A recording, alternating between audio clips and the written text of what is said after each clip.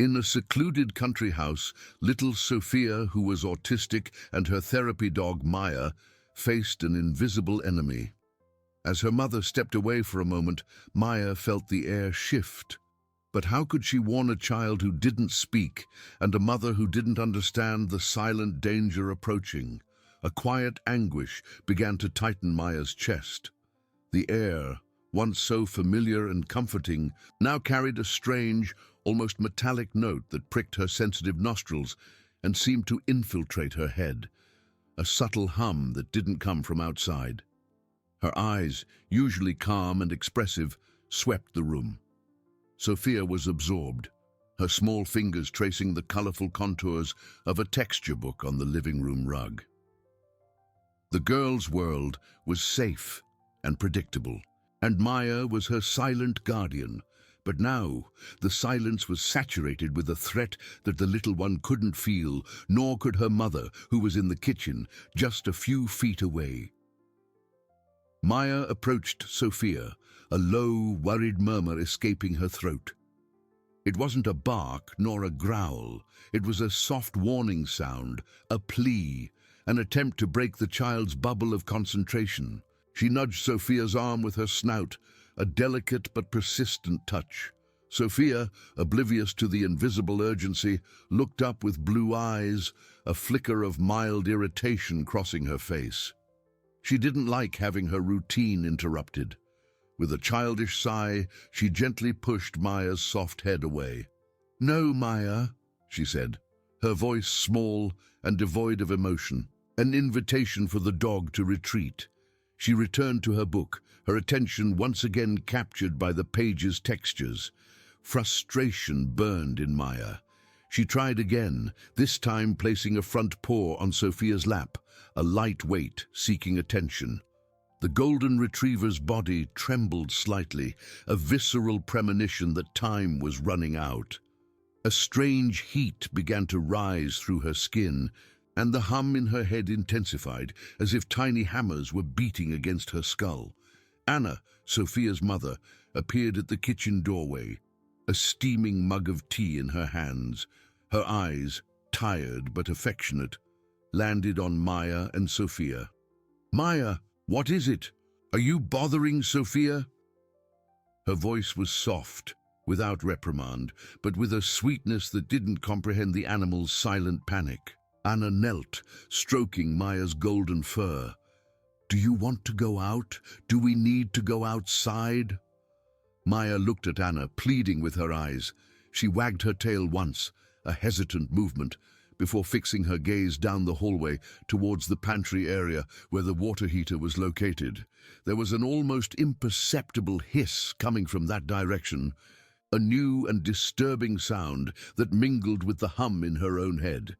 She let out a low, sharp whine, pulling her head away from Anna's hand. Atypical behavior for the usually docile Maya. Anna frowned, confused. "Maya, you're acting strange today. Are you feeling something?" She straightened up, a slight dizziness hitting her for an instant, which she attributed to rushing. "Maybe dinner is taking too long."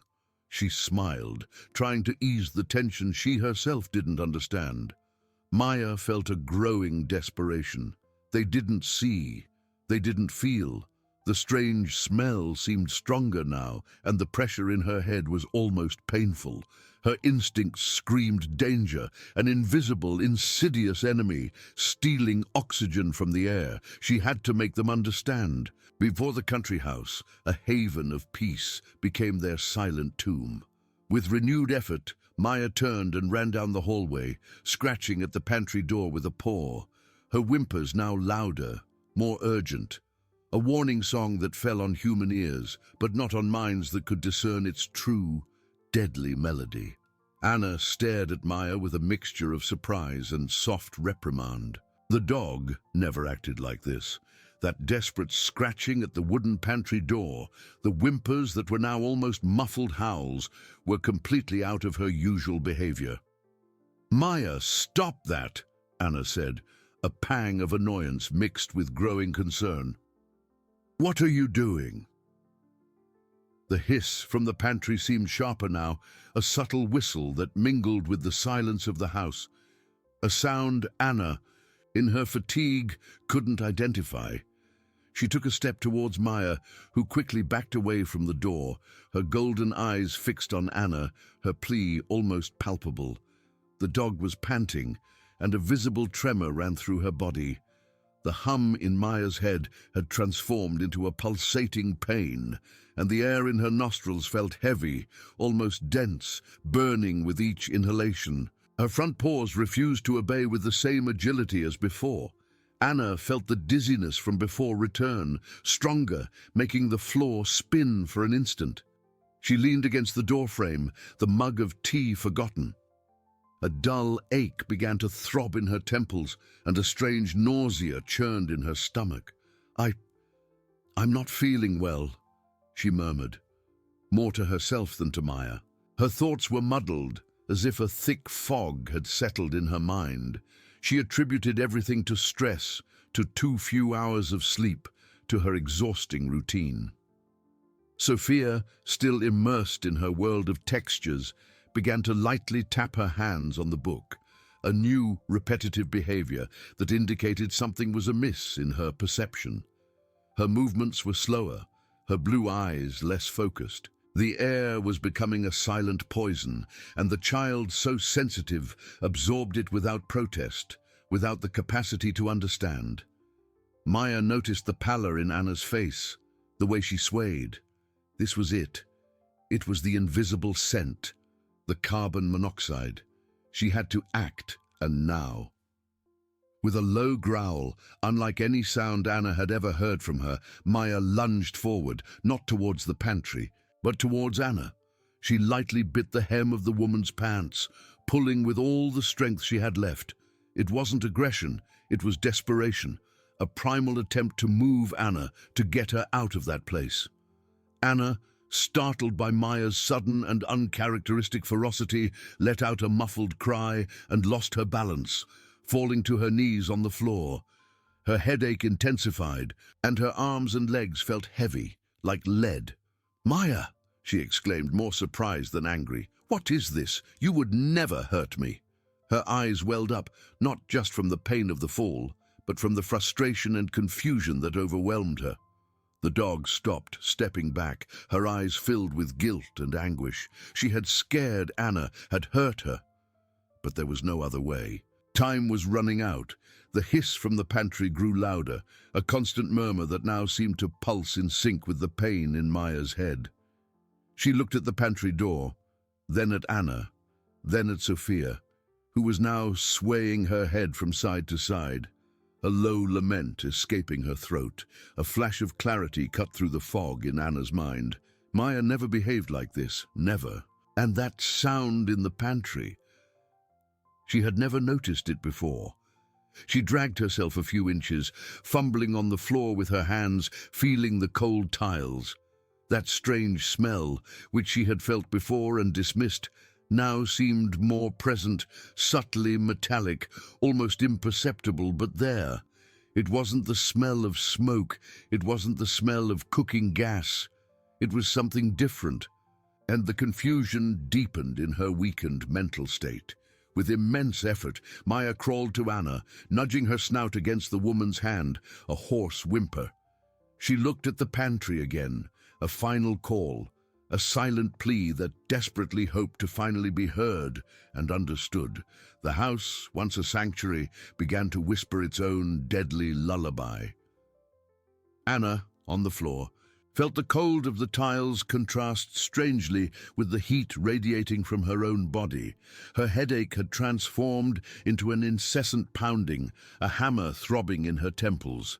Her eyes tried to focus on Maya, who continued to nudge her snout against her hand, a hoarse, persistent whimper that seemed to vibrate through the floor. "Maya." "Please," Anna murmured, her voice weak and slurred. Her legs and arms felt like sandbags, and the simple act of lifting her hand to push the dog away was a battle.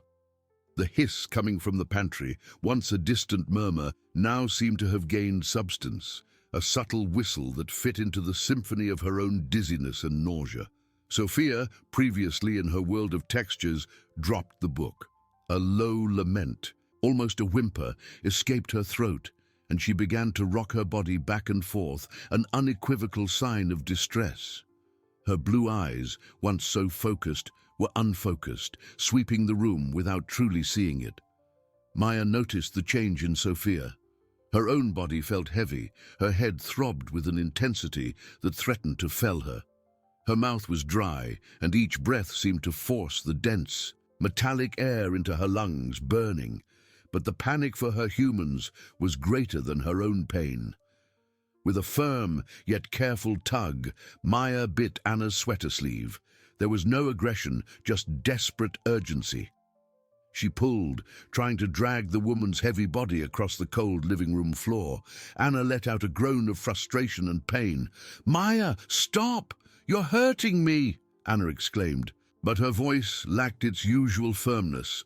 Her head spun, and her vision blurred further. She tried to push Maya away, but her arms wouldn't respond. Maya stopped pulling, her golden eyes filled with deep anguish. She didn't want to hurt Anna. But how could she make the human understand? She let go of the sleeve and with a sharp, urgent bark ran to the main door of the house, the one leading outside. There she stopped, turning to Anna, her tail wagging once, a quick and imperative movement as if to say, "Come, outside." Anna watched the dog, confused. Outside. The air in the house was strange, yes, but outside was the cold of late afternoon. What did Maya want? The dizziness hit her with renewed force, and her stomach churned. A wave of cold sweat trickled down her forehead. She tried to stand again, leaning on the furniture, but her legs gave way and she fell back onto the rug. Maya, seeing Anna's difficulty, ran back, nudging her snout against the woman's shoulder, then turned back to the door, barking once more. A sound Anna now felt reverberate in her own head. The hiss from the pantry seemed to compete with the pounding in her temples. That smell, metallic, subtle. But there, it wasn't smoke. It wasn't cooking gas. It was something more sinister, more insidious. A ray of clarity pierced the fog in Anna's mind. Maya had never acted like this, never, and that sound and the smell and her own illness. It all clicked into a blurry, terrifying picture. She looked at Sophia, who was now softly sobbing, her eyes half closed. The danger. Maya was warning about a danger. With superhuman effort, Anna began to crawl, not towards the pantry, but towards the front door, towards the exit where Maya waited, barking with an intensity that expressed an almost human desperation. Each movement was painful, each inch of victory against the invisible force pulling her down. Maya, seeing Anna move in the right direction, let out a whimper of relief mixed with urgency. She backed away slightly, then ran to Anna, nudging her, encouraging her, like a shepherd guiding his sheep. Maya's body trembled visibly and she herself swayed, but the mission was clear. Get her humans out of that house.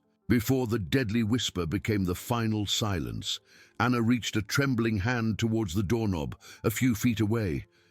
The air was heavy, each breath a burden. Her fingers tingled, her vision darkened at the edges. She needed to open that door. She needed to get out. The hiss from the pantry was now a constant whistle, and Sophia's lament mingled with the growing hum in her ears. The house, once a shelter, had become a prison, and with each passing second, the key turned deeper in the invisible bolt. Anna's fingers, numb and cold, brushed against the door's wood before closing over the cold doorknob. Every millimeter of movement was torture, a Herculean effort against the inertia of her own body and the invisible pressure crushing her. The doorknob, once so easy to turn, now seemed welded to the frame. Her pulse pounded in her temples, an incessant drum that obscured all other sounds, except the hiss from the pantry, which seemed mocking and growing louder. Maya, with a last breath of energy, nudged her snout against Anna's hand, a desperate impulse. Her entire body trembled, her legs faltering under the weight. The headache was unbearable. a dense fog threatening to engulf her, but the image of Sophia, pale and whimpering on the rug, was a fire that kept her determination ablaze. With a grunt, Anna finally managed to turn the doorknob. The click of the latch sounded strangely loud in the oppressive silence of the house.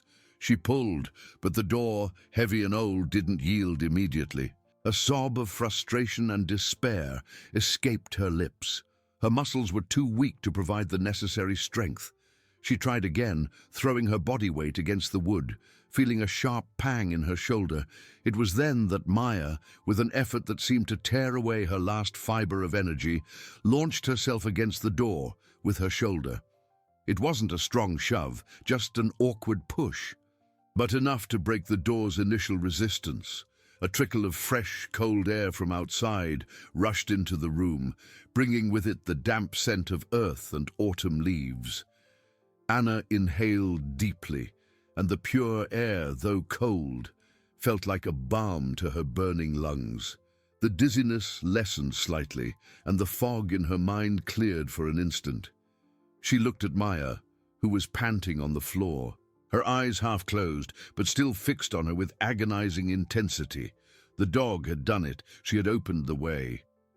"Sophia?" Anna murmured, her voice still hoarse, but with a trace of newfound clarity.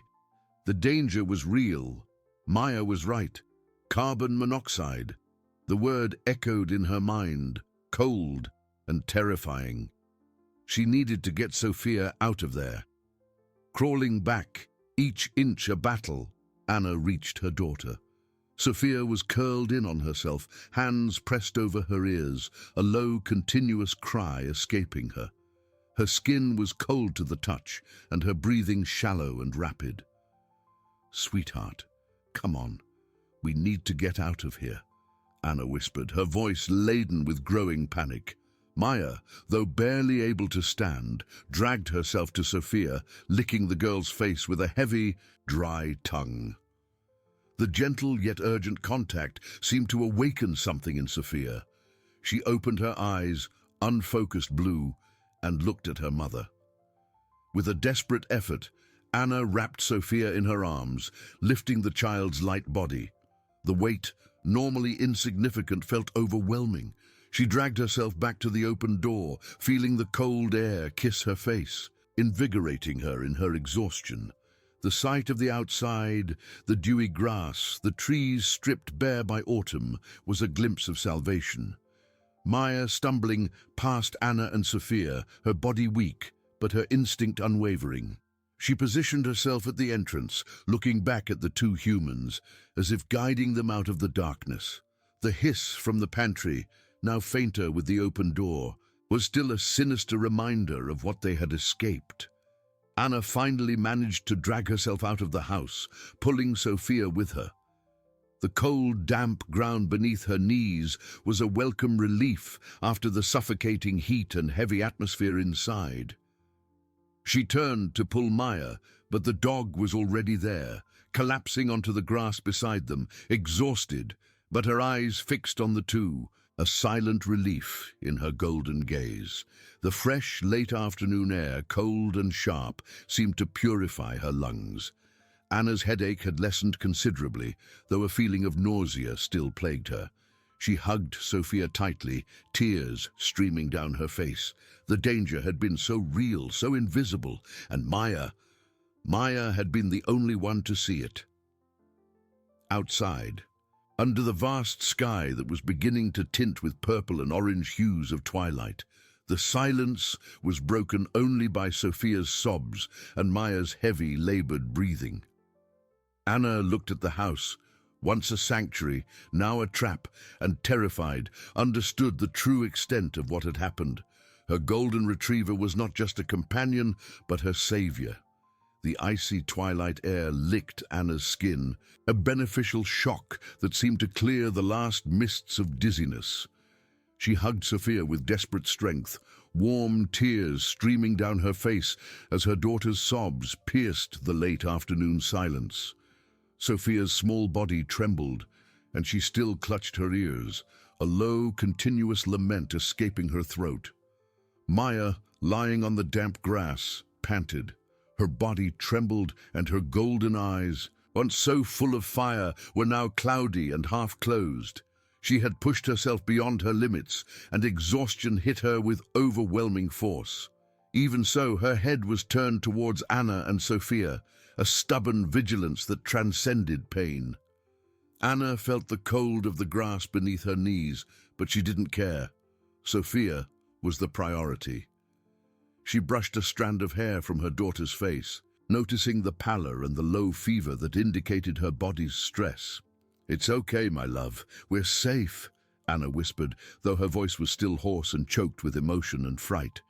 She looked at the house, the growing darkness in its empty windows, and a shiver ran down her spine. That hiss, once a distant whisper, still seemed to echo in her ears, a ghostly warning of what had almost consumed them. Her hand trembled as she reached into her hoodie pocket for her phone. Her fingers were numb, but urgency propelled her. With her vision still a little blurry, she dialed emergency services. Each tap on the screen felt like a monumental effort. "Emergency, what's your emergency?" The voice on the other end sounded clear and strong, a stark contrast to Anna's fragility. "My name is Anna. I think there's a carbon monoxide leak in my house," Anna stammered, her voice failing. "My daughter and I, and my dog, we're very sick. We managed to get out." She gave the address, the words tumbling out in a hurried, broken stream. The dispatcher, calm and professional, instructed her to stay calm, to move even further away from the house, and to cover Sophia and Maya with anything she could find. Anna looked around. There was nothing. The picnic blanket was on the porch. Inside the house, the blankets were in their bedrooms. She tore a piece from the hem of her own hoodie, instinctively trying to find something to wrap Sophia in. The fabric was thin, but it was all she had. Sophia curled even tighter in her mother's arms, her sobs subsiding into a whimper. The night breeze carried the damp scent of earth and dry leaves, but also a metallic residue that seemed to cling to her nostrils. Anna looked at Maya, who now struggled to lift her head, trying to lick Anna's hand. Her tongue was warm and rough, a sign of fever. Anna stroked the dog's head, feeling gratitude and guilt crush her chest. Maya had fought to save them, even as her own body succumbed to the invisible poison. "They're coming, Maya," Anna whispered, her voice choked. "They're coming." The sound of a distant siren tore through the air, growing in intensity. It was the sweetest melody Anna had ever heard. The headlights of an emergency vehicle cut through the deepening darkness on the dirt road. Help was on its way, but looking at the house, now a dark, silent block against the sky, Anna didn't feel complete relief. The image of the pantry's hiss, the subtle, deadly sound, remained vivid in her mind. The danger had been so insidious, so treacherous, and without Maya, without her desperate persistence, they wouldn't have noticed. They would have succumbed to the final silence within what was their home. A new wave of tears streamed down Anna's face, not from fear, but from a deep and overwhelming gratitude. Her golden retriever, her silent guardian, had faced death for them. The sound of the siren, once a distant promise, now tore through the air with frightening urgency, growing louder with each second. The rotating headlights of an ambulance and a fire truck cut through the darkness of the dirt road, transforming the yard into a spectacle of red and blue lights that pulsed against the bare trees and the house's somber facade. The dust raised by the vehicle's tires covered Anna, Sophia, and Maya with a fine layer, but she didn't feel it. Her focus was on the relief that flooded her body, a cold, chilling wave. The vehicle doors opened with a thud, and uniformed figures, agile and determined, leaped onto the grass. Paramedics and firefighters, equipment in hand, rushed towards them. "Miss Anna, where are you?" a paramedic asked, his voice grave and calm, cutting through the chaos of the now silencing sirens, leaving only the hum of engines. "Here, I'm Anna," she replied, her voice hoarse and choked. She held Sophia closer, shielding her daughter's face from the intensity of the headlights. In seconds, they were beside her. A paramedic knelt, her eyes gentle but serious, assessing Sophia. "Hi there, little one. Are you okay?" she murmured before turning to Anna. "How old is she? Any pre-existing medical conditions?" "Sophia is 6, autistic, and I think it's carbon monoxide," Anna explained. The word monoxide sounding strange and heavy on her lips. She was very agitated, she vomited, and we both had terrible headaches and dizziness. Maya, my dog, she was the one who... She tried to warn us. As a firefighter, wearing a breathing apparatus, approached the house door with a portable CO detector, the paramedic placed a small oxygen mask on Sophia's face. The girl flinched, but Anna held her firm, whispering words of comfort. The oxygen hissed softly, and Sophia, though still frightened, seemed to breathe a little easier. Another paramedic attended to Anna, checking her vital signs, measuring the oxygen saturation in her blood. "Saturation is low, but rising with the fresh air. Are you experiencing headache, nausea?" "Yes, and terrible dizziness. I was too weak to get out," Anna replied, pointing to Maya. "And her. Please, she's also very unwell. She saved us." Maya, who until then had lifted her head with tremendous effort, was noticed by one of the firefighters. "We have an animal here who was also exposed. We'll contact animal control or an on-call vet." Inside the house, the firefighter's carbon monoxide detector began to sound, a sharp, persistent beep that pierced the night silence, confirming Anna's worst fears. It was real. The danger had been invisible, odorless but absolutely lethal. The sound of the alarm intensified as the firefighter approached the pantry, where the subtle hiss had begun. Anna felt a chill run down her spine.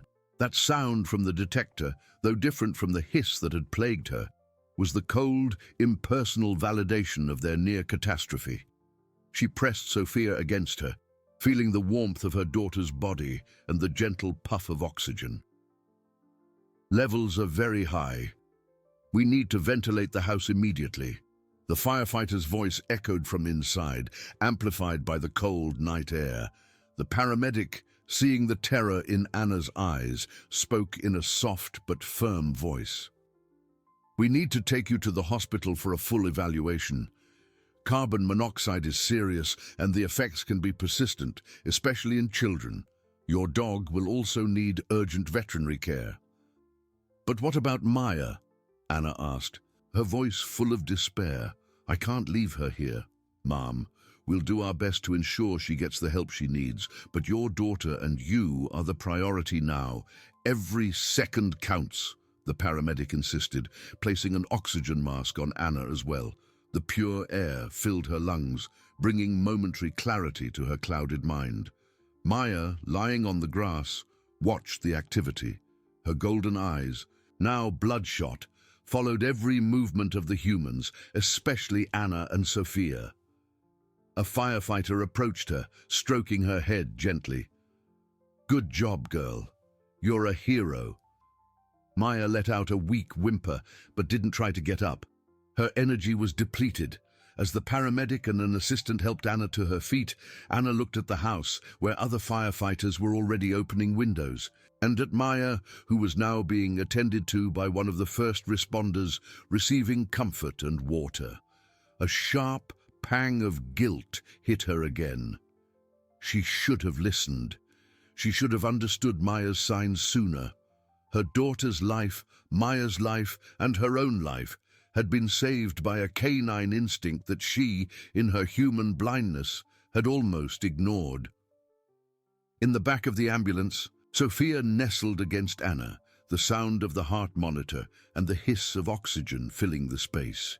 Anna's headache was subsiding, but the image of Sophia's pale face and Maya's trembling body would remain etched in her memory. She held her daughter's cold little hand, feeling the tremor. The ambulance siren, now blaring as they drove away from the house, was a jarring reminder that the fight wasn't over yet. They were safe from the house, but the effects of that invisible poison and the trauma of the night still needed to be faced. Maya, the silent hero, would be under the care of the first responders, a promise Anna clung to with all her might, her heart aching with separation and the hope that she, too, would recover. The ambulance sped through the night's darkness, its rotating lights tearing through the low-lying fog on the dirt road with intermittent flashes of red and blue. The wail of the siren, once the sweetest melody Anna had ever heard, now diminished, becoming a distant hum as they approached civilization. In the back seat, Anna's heart pounded at an accelerated rhythm, a disjointed beat that echoed in her temples.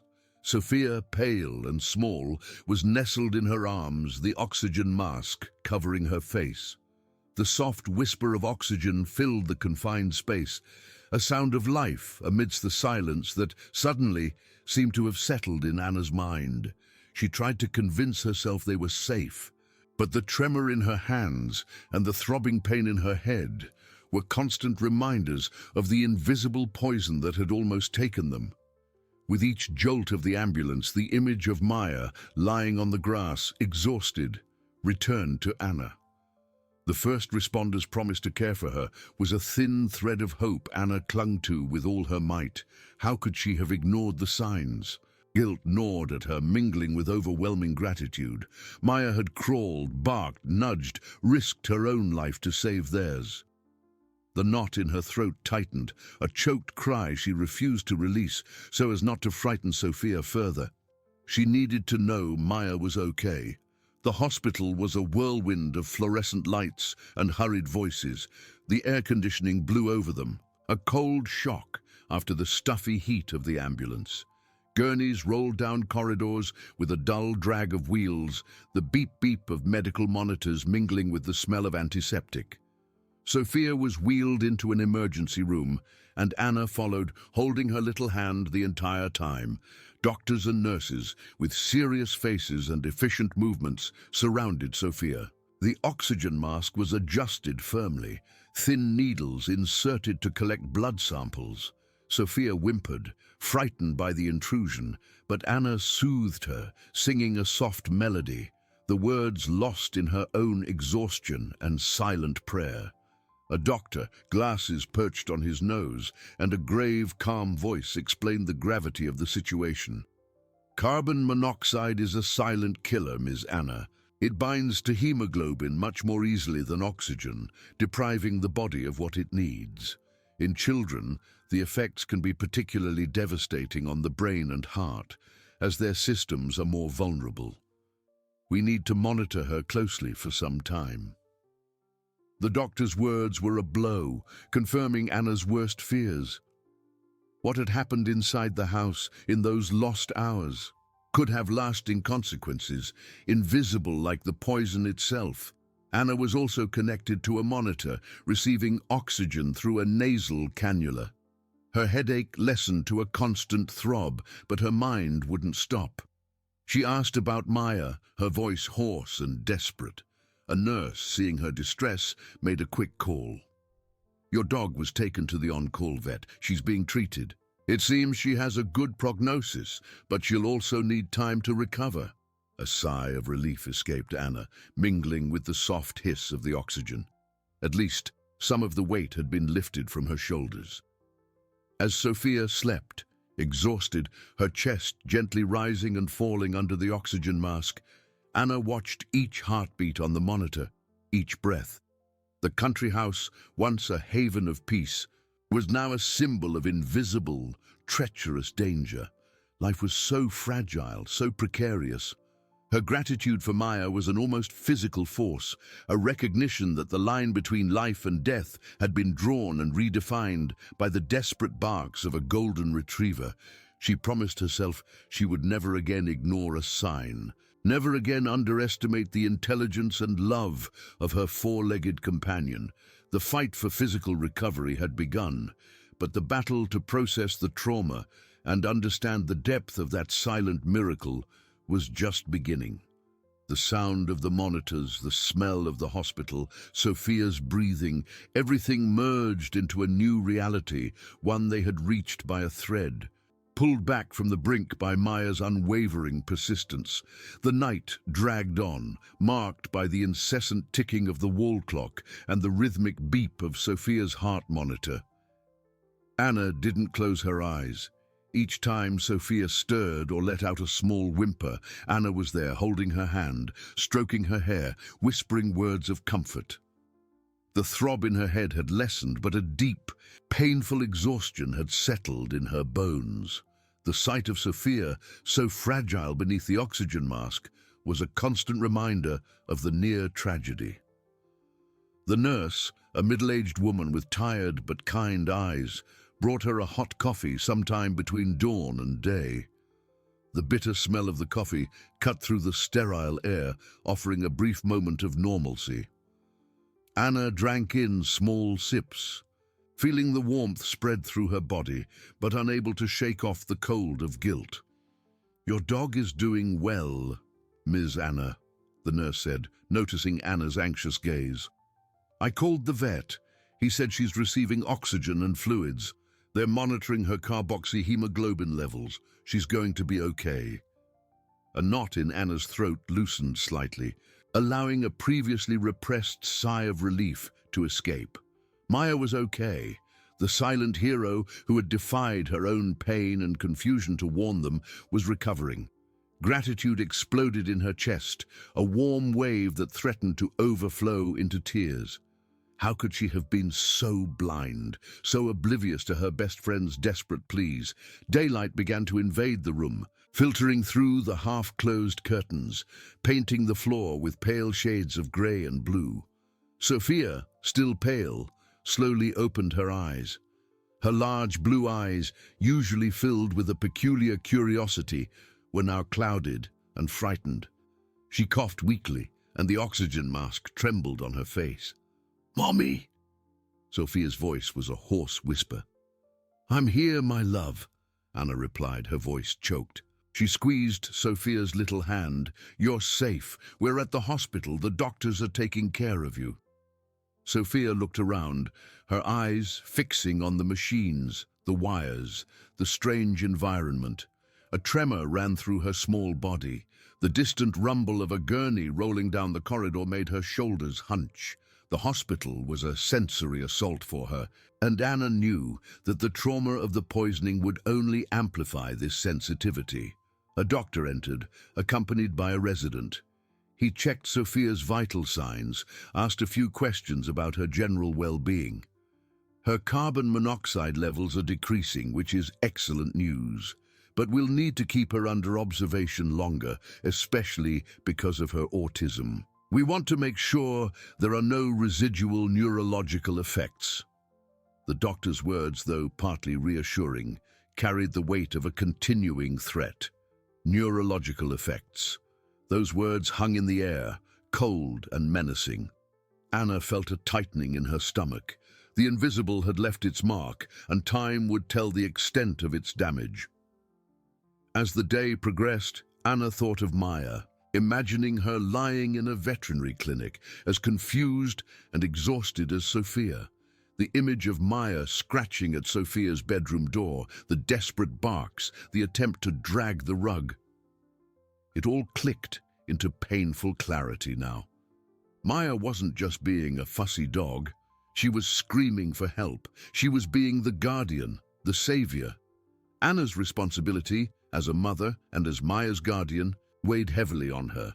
She had failed to protect them, but Maya, with her unwavering loyalty, had compensated for human failure.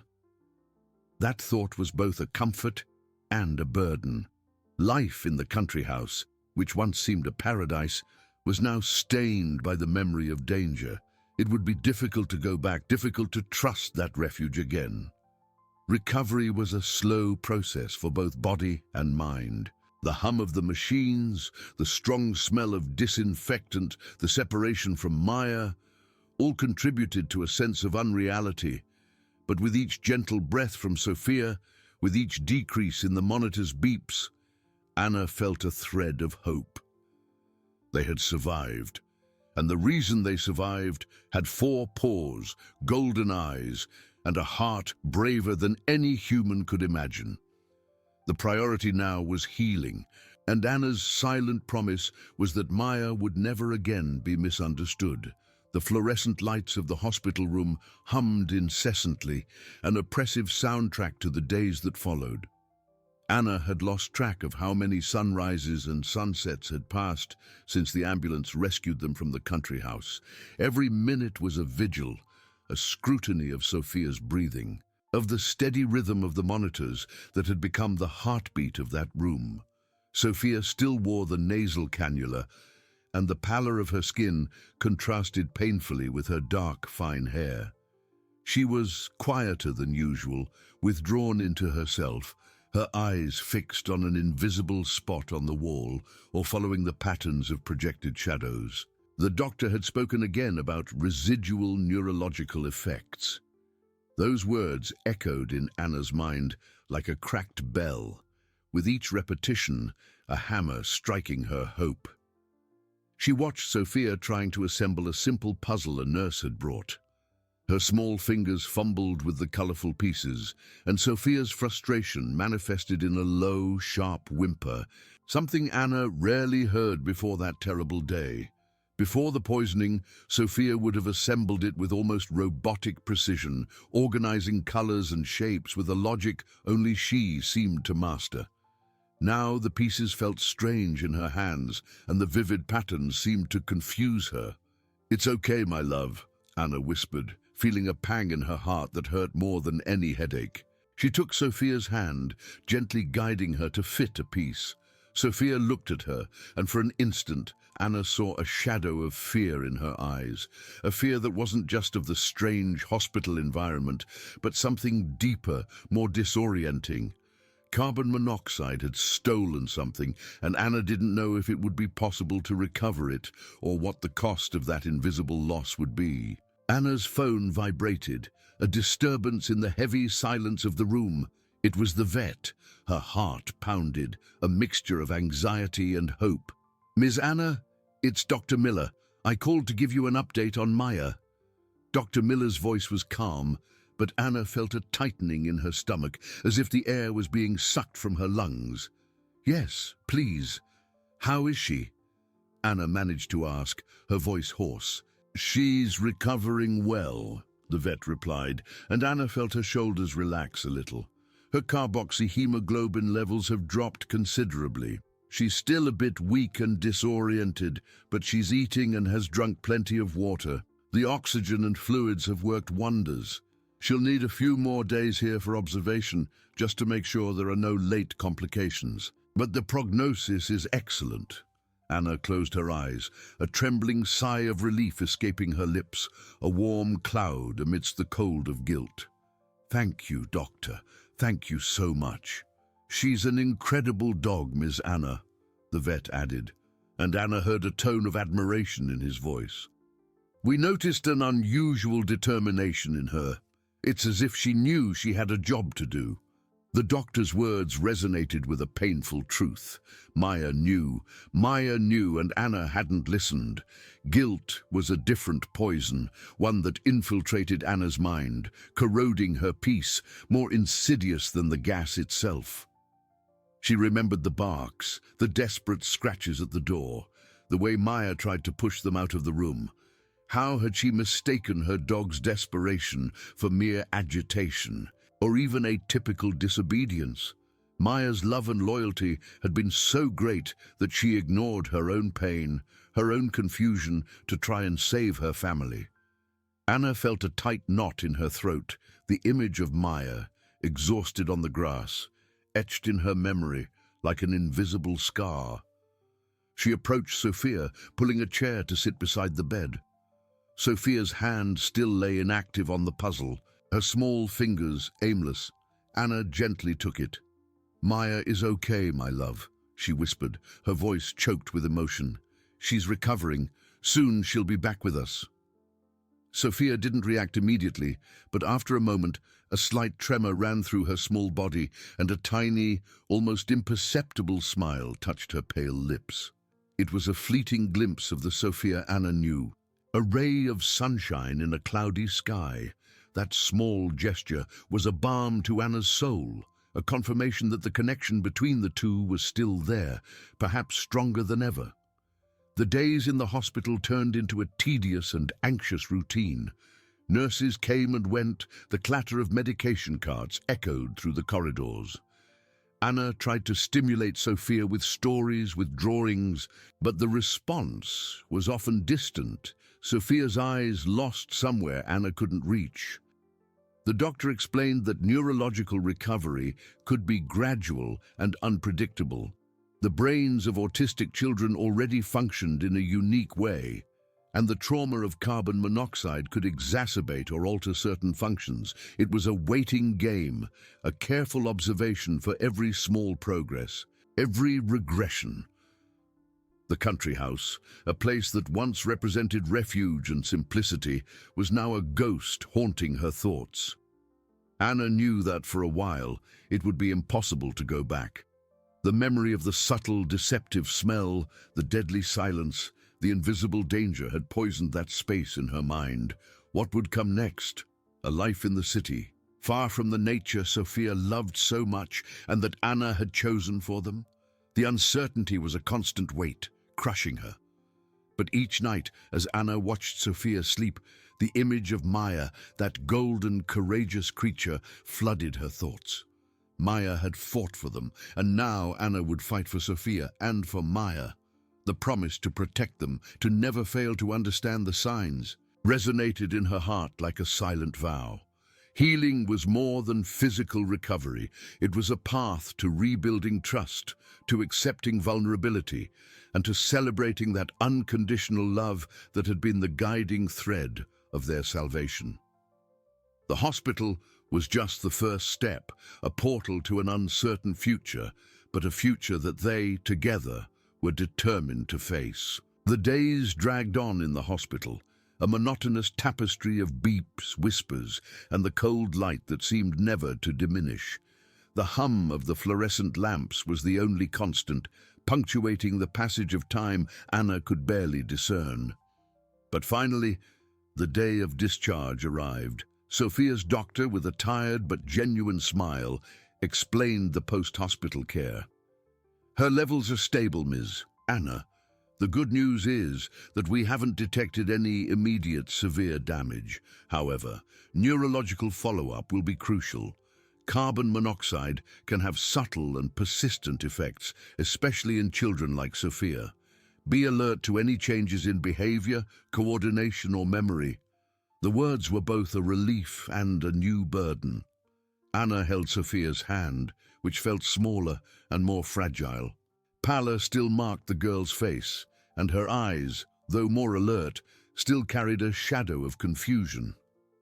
Sophia didn't ask questions about being discharged, nor did she express the usual joy she would have felt leaving such a sterile environment. She simply allowed Anna to guide her, an obedient ragdoll. As Anna dressed Sophia in her own clothes, which seemed too large after days of hospitalization, her phone vibrated. It was Dr. Miller. "Ms. Anna, Maya is ready to go home. She's eating well, her tests are great, still a bit weak, but the prognosis is excellent. You can come pick her up whenever you like." A deep, liberating sigh of relief escaped Anna. Maya, her faithful companion, a piece of her heart that had been missing. The taxi waited for them at the hospital door, an ordinary yellow car that suddenly represented freedom. Sophia curled up in the back seat, her eyes fixed on the rapidly passing landscape. The city was a blur of colors and sounds for her, a sensory overload that made her withdraw. Anna tried to calm her, pointing to trees, to the sky. But the girl remained in her world. Her fingers lightly tapping on the window, a silent rhythm. The veterinary clinic was a little out of the way, on a tree-lined street. Anna felt her heart quicken as they approached. Guilt still gnawed at her, but the anticipation of reuniting with Maya was a balm. Upon entering the waiting room, the smell of disinfectant and kibble was strong. Dr. Miller appeared with a smile. "She's in examination room 3. She's quite excited to see you." Anna held Sophia's hand more tightly and walked towards the indicated door. When she opened it, a low whimper and a weak wag of a tail greeted her. Maya was lying on a soft bed, her golden eyes fixed on the door. She tried to get up, but her legs trembled and she settled for dragging her tail on the floor. "Maya." Anna's voice broke and she knelt, cradling the dog's soft head between her hands. Maya's fur was a little thinner and she seemed to have lost weight, but the warmth of her body was familiar and comforting. The licks on her face were a miracle, a silent forgiveness. Sophia, at first, remained still in the doorway, observing the scene with distant curiosity. But when Maya let out a soft whine and extended her snout towards her, something changed. An invisible thread seemed to pull Sophia forward. She approached slowly, her eyes fixed on Maya's. Sophia's small hand reached out hesitantly and touched the golden's damp snout. Maya responded with a sigh and a more vigorous wag of her tail, as if all her energy was focused on that touch. She licked Sophia's little hand, and the girl, for the first time since leaving the hospital, displayed a smile. It wasn't the radiant smile from before, but a faint, almost imperceptible one that softened the lines of her pale face. It was a glimpse of the Sophia Anna knew, a sign that perhaps not all was lost. Dr. Miller observed the scene with contained emotion. "Their connection is incredible, isn't it? She missed you." Anna sat on the floor beside Maya, hugging her. "She saved us, Doctor. I'll never forget." Maya's recovery would be slow, but the vet assured them the worst was over. The dog would need rest, good food, and plenty of affection. "And the country house?" Anna asked, her voice laden with uncertainty. The doctor sighed. "The gas company has already inspected it. The fault was in the old water heater piping. They've deactivated and condemned the system. It's safe to go back, but I understand if you need some time." To go back, the house was a home, but also the setting of a silent nightmare. Anna knew she couldn't take Sophia back there immediately, not with the girl still so vulnerable. "We won't go back for now," Anna decided, her voice firm. "My sister has an empty apartment in the city. We'll stay there. It's easier for Sophia's follow-ups, and it gives us time to breathe." The image of the country house, with its large windows and promise of tranquility, now carried the echo of danger. The rebuilding wouldn't just be of the pipes, but of trust, of the inner peace that had been so brutally shaken. But with Maya by her side and Sophia breathing softly, nestled against the golden fur, Anna felt a new kind of strength. They had survived, and now together they would begin to heal, step by step, in a world that suddenly seemed more fragile and precious than ever. The healing journey had just begun, and Maya's presence was the compass that would guide their hearts. Anna's sister's apartment, on the 3rd floor of an old city building, was a labyrinth of light walls and a silence that contrasted abruptly with the street's hum below. The smell of dust and furniture covered with white sheets filled the air, an aroma of waiting, of suspended life. For Anna, it was a refuge, a starting point for rebuilding. For Sophia, it was unknown territory, devoid of the familiar sounds of nature, the textures of grass, and the swaying of trees that soothed her soul. The girl curled up in the back seat of the taxi, her eyes wide as the vehicle stopped in front of the building.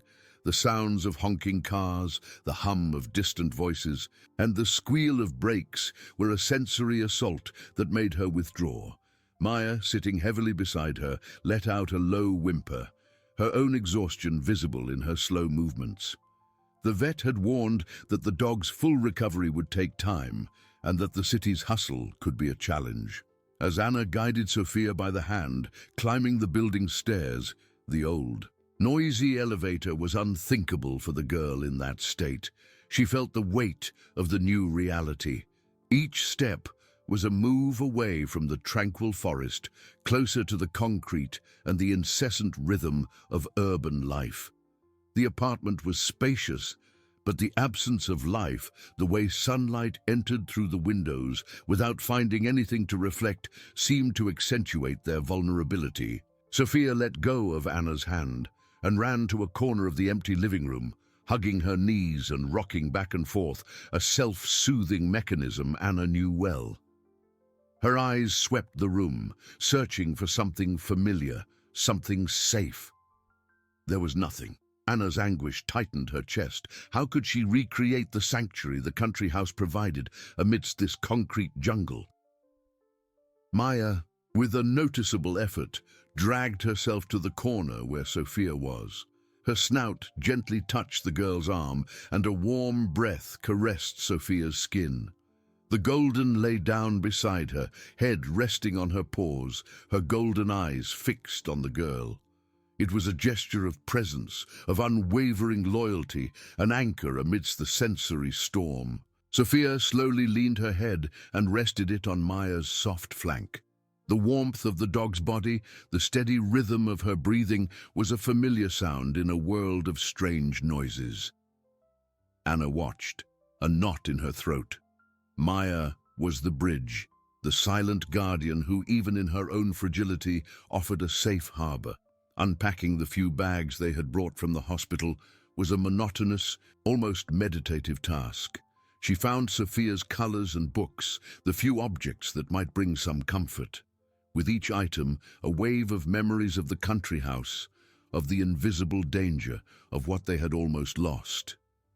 Guilt was still a specter, lurking in the shadows of the empty apartment. The following days were a delicate dance of adaptation. Sophia reacted to every loud sound with a start, to every new light with averted eyes. The apartment windows, which offered a panoramic view of the city, were a source of both fascination and overload. Anna tried to create routines, small rituals that could anchor Sophia. Drawing, assembling puzzles, listening to the stories Anna invented. All activities that were once a shared pleasure were now met with cautious reserve. Maya was the constant, the golden shadow that followed Sophia from room to room, lying near her, offering her body as a soft pillow, her scent as a security blanket. The dog grew stronger each day, energy returning to her movements, but the vigilance in her eyes remained, a silent reminder of the danger they had so narrowly avoided. She seemed to understand Sophia's fragility, the need for patience, and a calm presence. One night, as Anna watched Sophia sleep, nestled against Maya on the mattress they had placed on the living room floor so the two could be together, a small smile touched the girl's lips. It was a smile she hadn't seen in a long time, a flicker of the old Sophia. Sophia's little hand was outstretched, touching Maya's paw, as if the dog herself were an amulet. Anna felt a tear stream down her face. It wasn't the country house, it wasn't the life they had planned, but it was a beginning, an uncertain beginning in a strange place, but with the promise of healing woven into the golden thread of an unconditional love that had defied death. They were together, and that in itself was a miracle in progress. Dawn in Anna's sister's apartment brought with it a pale, uncertain light. Sunbeams struggled to penetrate the urban haze, drawing faint patterns on the dusty carpet. Anna rose from the mattress on the floor, stretching her numb muscles. She watched Sophia and Maya still nestled together. The small smile that had touched Sophia's lips the night before was a precious memory, a little miracle in itself. But the reality of the journey ahead was a tangible weight. Sophia, when she woke, didn't let out the joyful babble Anna so longed for. Instead, her eyes wandered around the room, fixing on the light walls and high ceiling, as if searching for something she couldn't find. The rhythmic tapping of her fingers resumed, a soft, constant sound against the mattress. Maya, sensing the girl's restlessness, lifted her head. A low, almost inaudible whimper escaped her throat, and she licked Sophia's little hand. It was a silent invitation to comfort, a promise of presence. Anna tried to recreate some of the country house's magic within the four walls. She had bought potted plants, small ferns and ivies that timidly spread, hoping to bring a touch of green to the sterile environment. She spread soft blankets and cushions on the floor, trying to create a refuge. She put on classical music at a low volume, seeking to muffle the constant hum of the city that entered through the closed windows. The sound of horns and the distant clamor of urban life were a constant, a sensory invasion for Sophia, who reacted with withdrawal and repetitive movements. The days unfolded in a sequence of small battles and microscopic victories. Sophia still flinched at the sudden sound of a siren passing below, or the metallic clang of a dumpster being emptied. She spent hours sitting near the window, observing the movement without truly interacting, her eyes fixed on an invisible point on the horizon. But Maya was always there. The dog, stronger each day, though not yet fully recovered, was Sophia's golden shadow. She lay at the girl's feet, offering her body as a barrier against the world, her warmth as a shield. One afternoon, as Anna read a storybook, her soft voice filling the apartment's silence, Sophia didn't flinch. Instead, she leaned slightly forward, her eyes fixed on the colorful illustrations. When Anna pointed to a vibrant blue bird, Sophia extended her finger and touched the image, a hesitant movement, but full of renewed curiosity. Maya, who was lying nearby, let out a soft sigh, as if she knew the meaning of that small gesture. Anna felt a wave of emotion. It wasn't the Sophia from before, not yet. But it was a glimpse, a tenuous thread of connection that stretched through the trauma. Guilt still haunted her in the quietest hours, a cold shadow whispering about the danger she had ignored. But seeing Sophia begin to bloom, even in such a delicate way, fueled a new resolve. She knew that recovery would be long, a tortuous process of healing and rebuilding. The country house, with its memories and hidden danger, now seemed a distant past. The present was this apartment, this temporary refuge, and Maya's unwavering presence. The dog, more than a companion, was Sophia's bridge to the world, the silent strength that supported them. Together, they would learn to breathe again, to find beauty in the details, to rebuild life one step at a time. The noisy city would be the new backdrop for their journey, and Maya's unconditional love, the melody that would guide their wounded hearts. The days slowly turned into weeks in their urban refuge. The initial shock of the city had slightly diminished, replaced by a new and fragile routine. Sophia still found solace in repetition, her rhythmic rocking a familiar sound against the backdrop of distant sirens and the constant hum of life outside. The apartment, once sterile, was now more full of life, with Sophia's colorful drawings taped to the walls and the gentle scent of oatmeal cookies Anna baked for her. Maya, with her energy almost fully restored, maintained her unwavering vigil, a constant warmth beside the girl, her golden eyes observing every nuance of Sophia's mood. Anna observed the small progresses. Each time Sophia responded to a simple question with a direct gaze, each time her hand hesitated less when reaching for a toy, it was a victory. Guilt, though never fully eradicated, began to mingle with a growing dose of gratitude and hope. She knew that healing was a tortuous path, but she wasn't alone. One morning, as the spring sun finally broke through the urban haze with a stronger gleam, Anna looked at the small park visible from the kitchen window. It wasn't the vast forest of the country house, but it offered trees and a patch of green grass. An idea, a desire, began to form in her mind. It was time to try. It was time to take a step outside the safety of the apartment. The preparation for going out was a ritual of patience. Anna chose Sophia's softest clothes, spoke in a low voice about the birds and leaves they would see.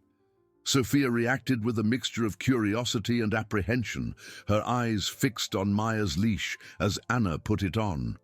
Maya, sensing the shift in energy, wagged her tail softly, a sound of expectation escaping her throat.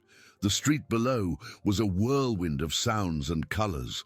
The noise of cars seemed amplified, the hurried voices of people a dissonant chorus. Sophia flinched, her hand squeezing Anna's tightly. Maya, walking steadily beside them, offered a physical barrier and a haven of calm. Her warm body pressed against Sophia's leg, a silent reminder that she was there. The park was an oasis of green amidst the grey. The smell of damp earth and freshly cut grass was a relief after the scent of car exhaust. But even there, the loud laughter of children playing and the distant bark of another dog were an assault on Sophia's senses. She stopped, her eyes welling up, swaying slightly, overwhelmed. Maya, with her unparalleled intuition, lay down on the soft grass. She looked at Sophia, her eyes pleading for contact. Anna knelt, pulling Sophia close. "Look, Sophia, Maya wants to play, on the grass." Sophia hesitated, but the allure of Maya's golden fur was strong. Slowly she knelt too, and her fingers, initially tense, sank into Maya's soft fur. A bird sang in a nearby tree, a clear, crystalline melody. Sophia lifted her head. She didn't flinch. Instead, she listened, her eyes following the sound upwards. A faint smile touched her lips as she nestled even closer to Maya, her face buried in the dog's neck. She was there, in the middle of the noisy park, but the world for her had shrunk to Maya's warmth and the bird's melody. Anna felt a profound relief, as if a stone had been lifted from her chest. It wasn't a complete miracle. It wasn't the end of their journey, but it was a beginning. In the lap of urban nature, supported by her golden guardian, Sophia was finding a new kind of peace. Anna knew there would still be difficult days, moments of regression, but Sophia's small smile, the gentle touch on Maya's paw, the sound of the bird in the air, all of it was the promise that life, after all, finds a way. They were building their own sanctuary, one step at a time, with Maya's unwavering love as their foundation. The bird's song in the park wasn't just a sound, it was a melody that permeated Sophia's inner silence, a gentle invitation to the world. Nestled against Maya's soft warmth, she felt the vibration of a distant neighbor's bark as a faraway echo, no longer an aggression. The grass beneath her knees, the smell of damp earth, and the familiar touch of her guardian's golden fur were anchors amidst the city's turbulence. For Anna, watching Sophia relax, finding refuge in Maya's embrace, was like seeing a bud blossom after a harsh winter. That fragile moment in the park wasn't a miracle that erased the past, but the first stone of a new sanctuary. The days transformed into a tapestry of small victories. Visits to the park became more frequent, and each time Sophia found a new detail to observe. A butterfly fluttering in the air, the rhythmic movement of a tree's leaves in the wind, the pattern of a cloud dissolving in the blue sky. She still had her moments of withdrawal, the gentle rocking of her body and her fingers tapping an invisible melody against her arm, but the duration and intensity of these phases diminished. The city's hum, once an insurmountable barrier, began to blend into the background of her existence, like a distant river. In the apartment, Anna strived to create an environment that mirrored the serenity of the country house, but with the resilience that city life demanded. She filled the windows with small vertical gardens, bringing green indoors, and found a way to muffle the exterior noise with thick curtains and a carefully selected playlist of nature sounds. But the true transformation wasn't in the decor, but in Maya's constant and unwavering presence. The dog was the pulsating heart of the home, her soft steps and the swish of her tail a soundtrack of comfort. One afternoon, as Anna prepared dinner, the scent of basil and garlic lingering in the air, Sophia was sitting on the living room floor, Maya by her side. She wasn't just observing, she was actively engaged. With wooden blocks, she tried to build a tower, her eyes fixed on the task. When a block fell, Maya let out a soft whine, almost an encouragement.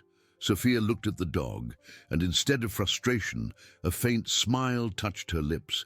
She reached out and stroked Maya's head, a spontaneous gesture of affection Anna hadn't seen in months. Later, as Anna read to her, her soft voice filling the air, Sophia did something that filled her mother's heart with overwhelming emotion. She pointed to the image of a bird in the book and babbled a word, "By, bird." It wasn't clear, but it was a sound, an attempt at communication that broke the silence that had settled after the trauma. Maya, lying at Sophia's feet, lifted her head and licked the girl's hand, as if she knew the importance of that sound. The guilt Anna carried, like a cold shadow, didn't completely disappear, but began to diminish, replaced by deep gratitude and unwavering resolve. She had failed to see the invisible danger, but she would not fail to nurture Sophia's recovery, to protect her, and to love her with every fiber of her being. Maya, more than a therapy dog, was the guardian of a new hope, the golden thread that connected them to the world and to each other. Anna's sister's apartment, once a temporary refuge, had become a true home.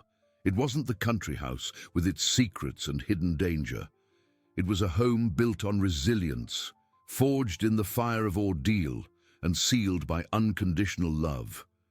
The city, with its constant hum, was no longer a threat, but the backdrop of their new life. One evening, as the sun set, painting the urban sky with shades of orange and purple, Anna sat on the floor beside Sophia and Maya. Sophia was sleeping, nestled against the dog's warm body, her face serene. Maya opened her golden eyes and met Anna's. In that gaze, Anna saw not only loyalty, but a silent wisdom, the promise that no matter what the future brought, they would face it together. The journey of healing was long, and challenges would still arise. But the family that had almost been lost in a deadly silence had rediscovered their voice, their touch, and the ability to find beauty in every small miracle.